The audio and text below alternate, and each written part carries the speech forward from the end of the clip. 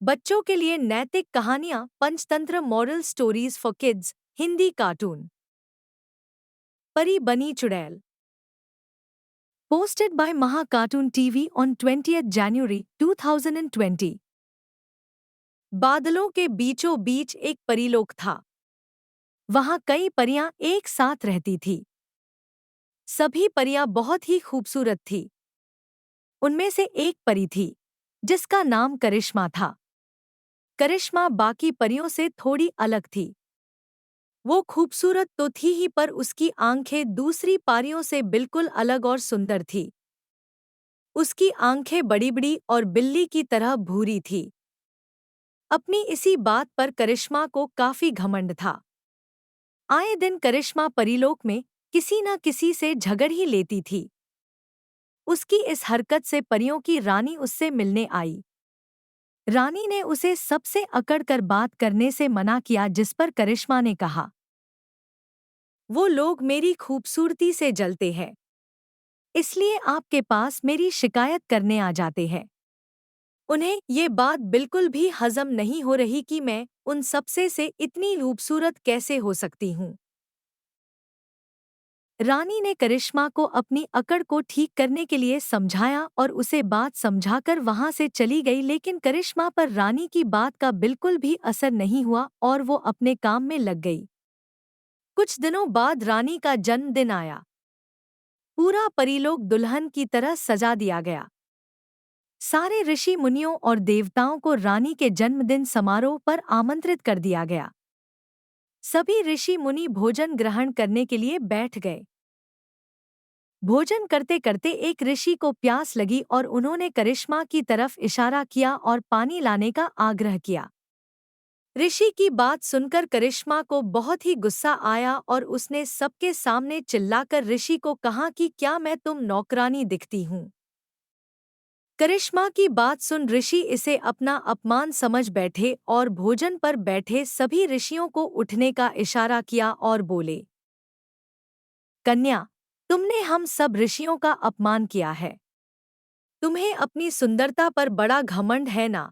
जा, मैं तुझे श्राप देता हूँ कि जितनी सुंदर तू अभी है उससे दोगुनी बदसूरत होकर एक चुड़ैल में बदल जाए। ऋषि के श्राप देते ही करिश्मा एक बड़ी ही डरावनी चुड़ैल में तब्दील हो गई, जिसे देख आसपास के लोग घबरा गए। करिश्मा की ऐसी हालत देख रानी ने ऋषि को श्राप वापस लेने का आग्रह किया। ऋषि ने रानी की एक भी बात नहीं मानी और वह बाकी ऋषियों के साथ वहां से चले गए। वही अपना बदला हुआ रूप आईने में देख करिश्मा डर गई और रोने लगी।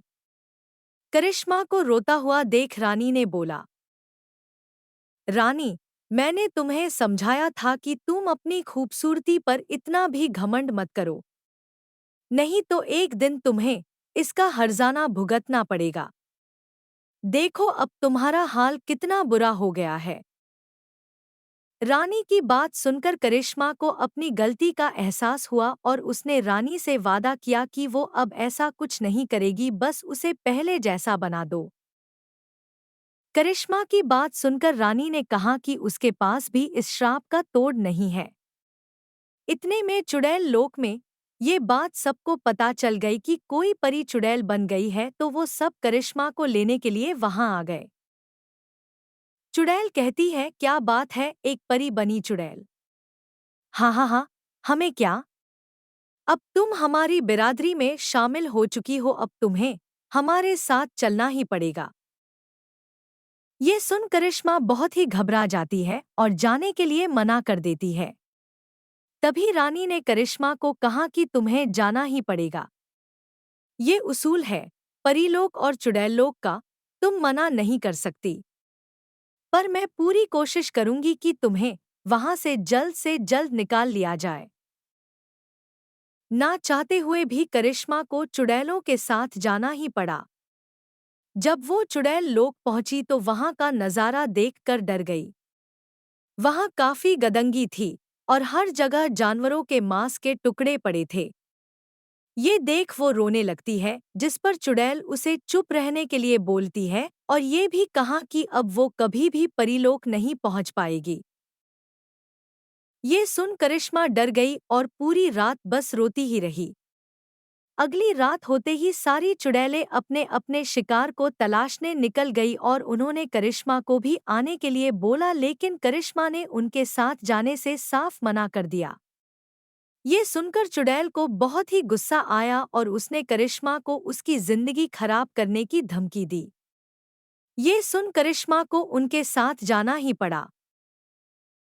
सारी चुड़ैलें जंगल में शिकार की तलाश में निकल गई। तभी उन्हें एक छोटा बच्चा दिखाई दिया, जिसे देख सभी चुड़ैलों ने उसे खाने की कही। बच्चे को खाने की बात सुन करिश्मा ने सभी से उसे न खाने की विनती की, लेकिन चुड़ैल उसकी नहीं सुनती और उस बच्चे के पास चली जाती है, लेकिन वो बच्चा किसी से भी नहीं तरह डरता। दरअसल वो बच्चा अंधा होता है। ये जानने के बाद करिश्मा को उस पर बहुत ही तरस आता है, जिसके बाद वो सभी चुड़ैलों को बोलती है, आप किसी और को पकड़ लो लेकिन इस अंधे बच्चे को छोड़ दो। आप जो कहेंगी मैं वो सब करने के लिए तैयार हूँ।